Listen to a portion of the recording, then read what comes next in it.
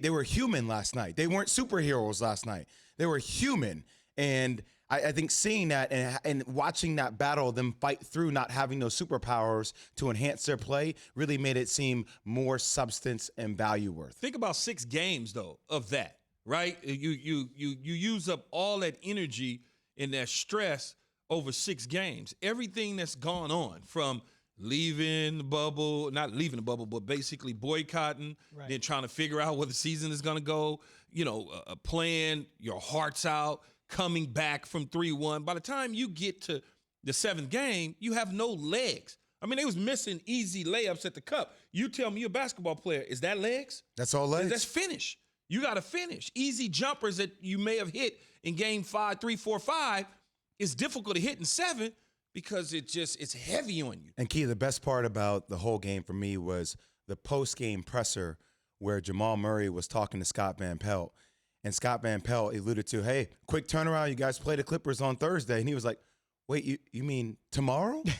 Like his face, he was like, hold on a second. You mean tomorrow? Like that he couldn't even fathom that you had one day off after having that mental exhaustion of the games that he just had with Donovan Mitchell, that now you have to turn around and face a team that has a whole bunch of dogs defensively to throw at him. You know how it is, maybe not playing sports, Z, but doing Sports Center and all the different things that you have to do when you got to type and get to your papers and you forget about certain things.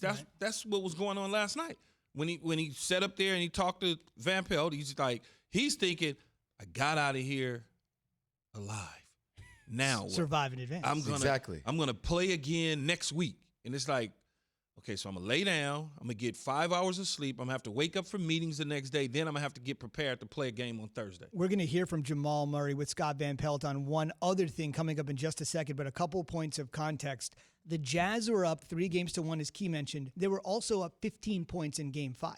You're up 3-1, up 15 points in a potential closeout game, and you lose the series. And Jay, before we hear with Jamal from SVP last night on his television program, I want to mention this to you because you got to take me inside the mind of a basketball player. When Mike Conley took that shot, that was to win the game and to potentially win the series. That's a Game 7 rim rattler. Just take me inside what that's like as a player. As a fan, we get it, right? All the marbles right here. But that's to win the game, win the series, and advance. So there are two forms of thought here. Number one, obviously, when you're a player in that reaction, you catch the ball 5 or 6 seconds left to go. As a point guard, look, he has the confidence. Mike Conley has confidence. He's going to want to take that shot.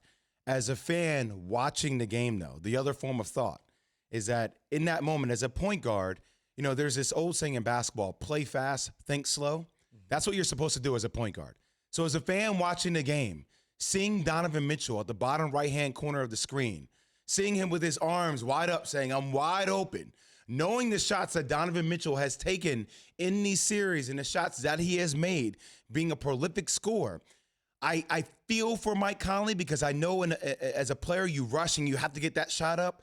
But damn, as a fan, you wish that Mike Conley played fast and thought slow and just kicked that ball ahead to Jamal Murray. He caught the ball with 3.6 seconds left. You don't need to take a dribble. Jamal Murray, he's right there. You wish that Donovan Mitchell would have taken that last shot. You wish. Is that a long pass, though?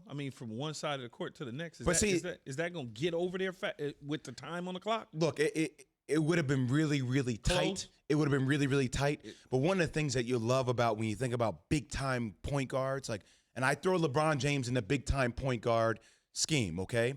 Or Jason Kidd, or Luka. You know where the pass is going to go before the ball even receives to you, comes to you. Because you have vision of the floor. Exactly. So sometimes as a guard, I'm already looking up, seeing where Donovan Mitchell is going to be on the court as I'm running up the court. So would have been tight, yes, but at the same time, he probably could have got it off. I want the ball in the hands of Donovan Mitchell at the end of a game. I just do. As I'm looking at the highlight, he catches it with about 3:0 to go. So he probably could have gotten it over there. Quick zip. Donovan Mitchell maybe had 1 second to shoot. Maybe. Here's the thing. It's right in that sweet spot. It's tough.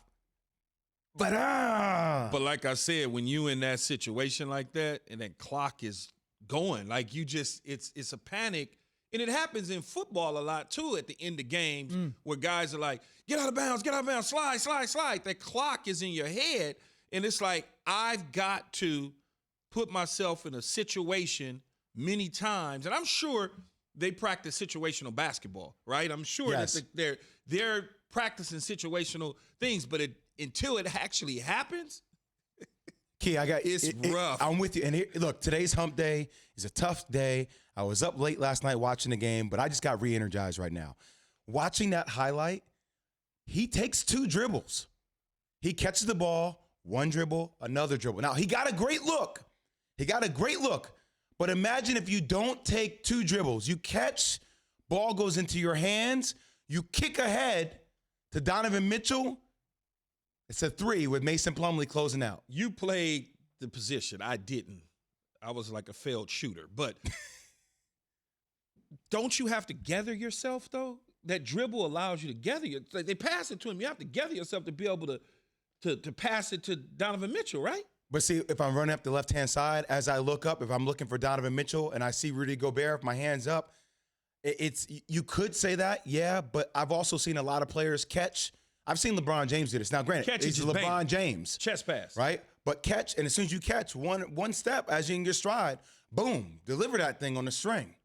Now, look, he's making $34.5 million. I have confidence in him taking that shot.